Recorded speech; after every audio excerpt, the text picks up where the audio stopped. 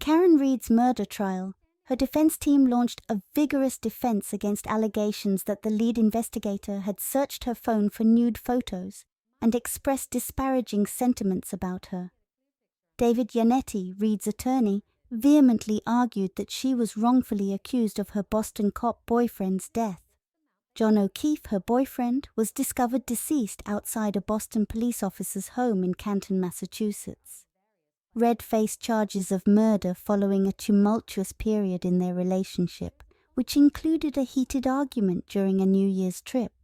The defense presented a concise and dynamic opening statement, contrasting with the prosecution's less coherent argument. They emphasized that Red was framed, pointing to inconsistencies in the investigation led by Michael Proctor, a Massachusetts state trooper, who allegedly exhibited bias against Reid. Proctor's purported misconduct included seizing Reid's phone without a warrant and sending derogatory remarks about her to friends. The trial has captured significant public attention, with the defense's forceful presentation resonating with supporters online. However, both the jury and the public await the presentation of evidence, including the sealed autopsy, which is expected to occur during closing arguments. The trial is anticipated to last 6 to 8 weeks, providing ample time for the prosecution to present its case and for the defense to further challenge the allegations against Reid.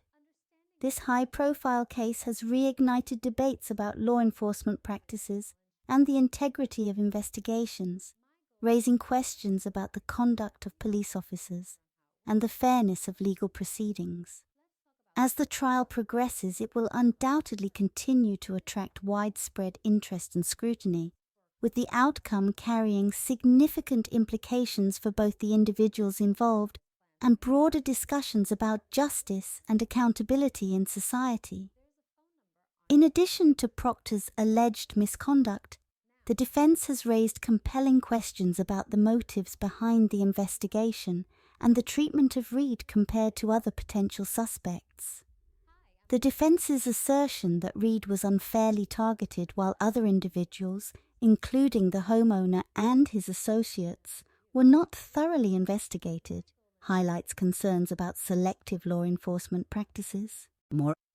The revelation that Proctor exchanged disparaging messages about Red further erodes confidence in the integrity of the investigation and raises troubling questions about potential bias. As the trial unfolds, scrutiny of the investigative process and the conduct of law enforcement officials will undoubtedly intensify, with the defense likely to pursue avenues that challenge the credibility of the prosecution's case.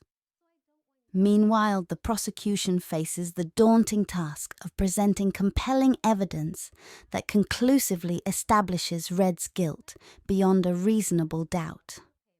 With the eyes of the nation fixed on the proceedings, the trial serves as a stark reminder of the complexities and controversies inherent in the pursuit of justice within the criminal justice system.